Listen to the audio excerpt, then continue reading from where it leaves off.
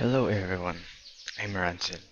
For this tutorial, I'm going to show you how to download the latest Python for Windows and also download Pycharm, which is an IDE for Python. First step, go to python.org, then go to Downloads. Download the latest Python version. Next is run the installation. Make sure to check the Add to Python to path.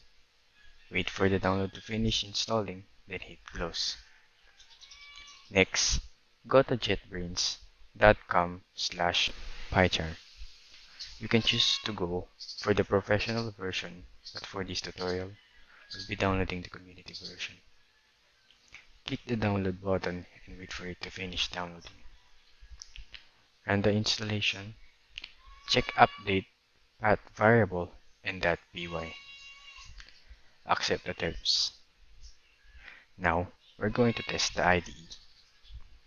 Click the Pycharm IDE, then click New Project. Type any name for the project.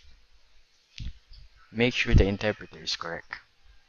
Wait for it to finish installing all the required files. After it is done, click the Run button.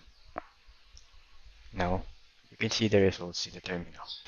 It means that it is successfully installed. Thank you.